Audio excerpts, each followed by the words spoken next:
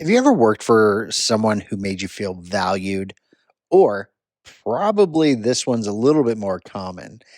Have you ever worked for a leader who just saw people as a means to an end? The difference often comes down to one thing: servant leadership. Today, we're diving into what it means to lead like Jesus with humility, compassion, and a heart to elevate others. One, two, three, four. Welcome back to the New Path New You podcast. My name is Ron Cool. Thank you so much for joining me. And today we're going to continue with our series, Kingdom Leadership, bringing faith to the front lines of work.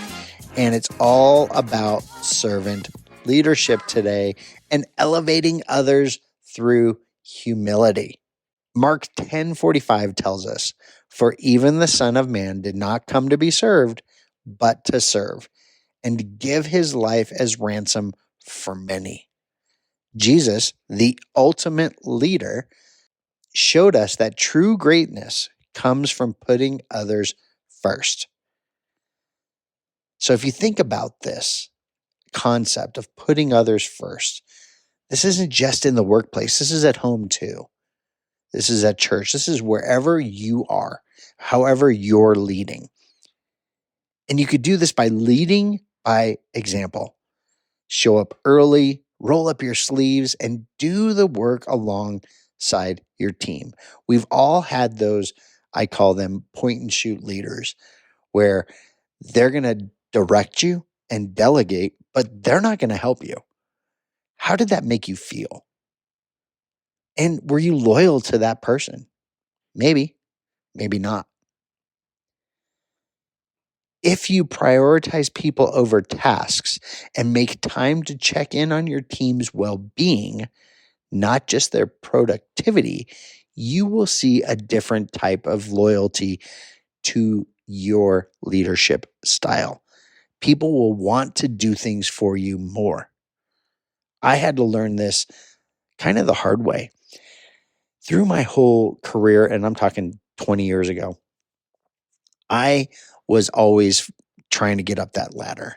How can I get up the ladder? How can I do this? How can I be seen to get that next spot? And I was just driven for that. But my turnover was awful. And turnover, for those of you that don't know what that is, it's a measurement that companies can use to see how well you're taking care of your people. And if you have a high turnover, guess what? You're probably not valuing people. And that was me. I was burning them out. And when that switched for me, and I could care less if I got the next thing, and I was taking care of people, I made an effort to work with every single person. And I had this whole new philosophy of, if I can give somebody something that they can use forever, then I did my job. Had nothing to do with me, because I realized the people that were working for me weren't going to stay working with me forever. So how do I give them something that they can use forever? And what happened was, people didn't want to leave because they were learning, they were growing. They knew I valued them. The other piece is, I had to use the power of humility in leadership. Humility doesn't mean thinking less of yourself. It means thinking of yourself less. So I'm going to say that again. Humility doesn't mean thinking less of yourself. It means thinking of yourself less. So when you lead with humility, you create a safe environment where you're going to start seeing people are willing to take some risks. They're willing to share ideas. They're willing to admit mistakes without the fear of judgment. And then in turn, you're fostering growth, because by acknowledging your own limitations and valuing others' strengths, you empower the team to thrive. Now, I started looking at leadership differently. I wanted to surround myself with people that can do things that I couldn't do. And I wanted to get the best of those people. And then when I hired them, I didn't start focusing on their negative things to work on their weaknesses like most people do. No, I hired them because they were good at something. And I gave them the runway with guardrails to run as fast as possible on their strengths. Now, did that mean we just ignored their weaknesses? No. But frankly, I didn't care about their weakness. I cared about their strength, and I wanted to help them shine in their strength. And I celebrated their wins, publicly recognizing even the smallest things. And then the biggest piece, and I think most men struggle with this. They struggle with it at home, they struggle with it in the workplace. Admit when you're wrong, own your mistakes, apologize, and model what grace looks like. So if someone comes to you and apologizes and you model grace, what are you going to see in return? Now, the next one's a little bit more difficult. So I hope you're sitting down. It's about elevating others with intentionality, because servant leadership is not passive. It's very intentional. And let's be real, it is hard, especially for us guys. It can feel like leading with humility means giving up control or even looking weak. And we don't want to look weak in the workplace. You know, we're told to put on this strength facade. Nothing bothers us. We can handle everything. We can do it. We got this. But the truth is, servant leadership takes more strength than dominance ever will. So here's the challenge. You have to kill your pride. Now, pride comes before the fall. The Bible tells us that. But pride tells you that your success and your image and your authority matters most. Well, servant leadership crushes that lie. Are you willing to give credit away when your team succeeds? Or do you have to own all of it? Do you have to own all the credit? Or can you genuinely celebrate someone else getting the spotlight? What it took me understanding is somebody that I'm mentoring, that I'm helping them in their journey, the more the spotlight gets on them, actually, the more the spotlight is on us as the leader, leading them the right way. Here's another hard one. Give without expecting. You know, we talked about this at home. This also works in the workplace. Real serving means sacrificing without expecting anything in return. That might mean mentoring someone who may outgrow your leadership. I just talked about it. People are not going to stay with you forever. And once you realize that, you're going to value the time that you have with them. But you could also find yourself using them. And that is not what we want to do. Or what if a teammate comes up to you and says, hey, I need some help with X, Y, and Z. And you actually have to give up something to help them. That is actually servant leadership.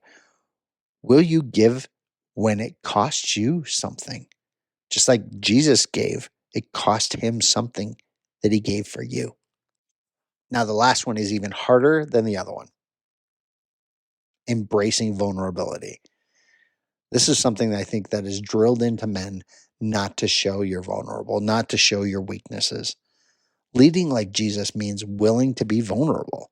It means admitting you don't have all the answers, showing your humanity.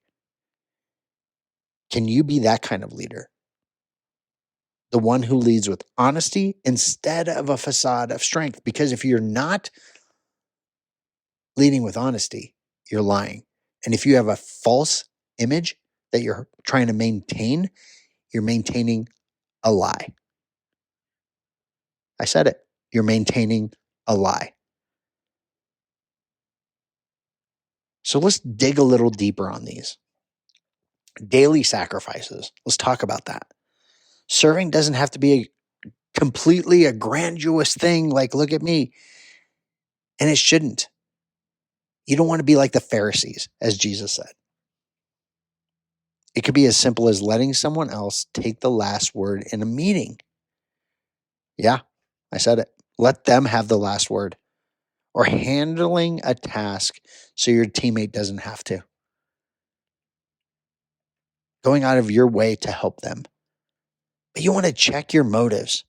Before making any decisions, ask yourself, am I doing this to lift others up or to lift myself up? That simple question can recalibrate your heart. Once you start really understanding your motives behind what you're trying to do, if it's to help others succeed or to help you succeed. Now, there's going to be times that you have to succeed. I'm not saying that. But as a leader, you want to help your team succeed. Because if your team succeeds and you're the leader, you succeed. But it's a different heart posture. Now, this next one was the hardest for me also, is seeking feedback.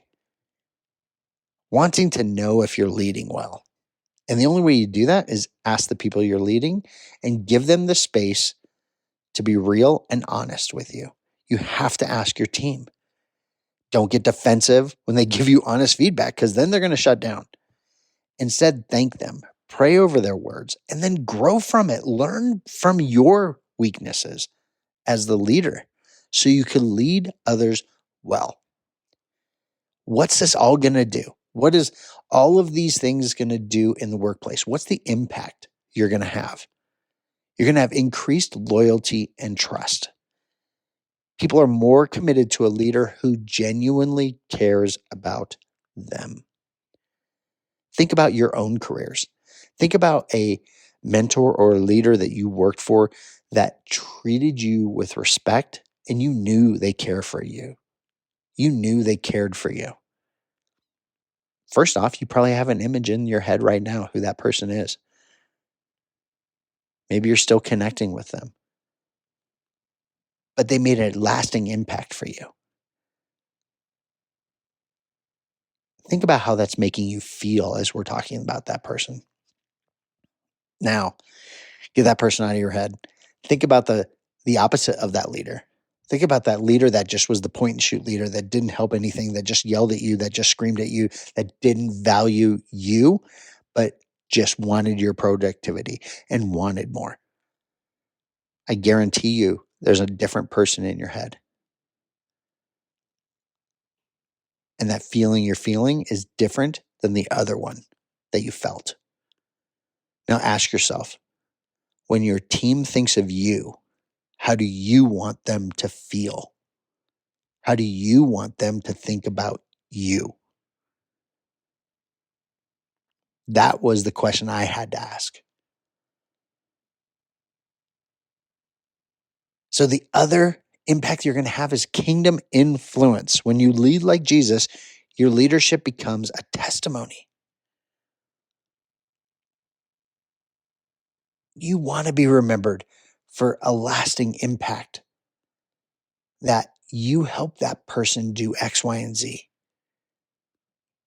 Not, hey, that person was, got us. Not the other way. So servant leadership is a radical countercultural way to lead, even though some companies tout servant leadership, but it is the way of Jesus. And when you commit to leading with humility and selflessness, you not only transform your workplace, but you'll transform you. And you're also going to draw people closer to God. So this week, intentionally serve someone on your team in a way that costs you something, time, energy, or pride, but serve them genuinely without wanting something in return. And here's the challenge question for the week. How can you use your leadership position to elevate someone else's God-given potential? That has nothing to do with you. And I'd love to hear about the new path that you've set your team on. I hope you're enjoying kingdom leadership. And I can't wait till next week when we're going to really talk about vision and purpose. And if you're helping someone get elevated in their God-given potential, let's help them have some vision and purpose. So we're going to talk about that next week. And I can't wait to see how that transforms you on your new path for a new you. See you next week.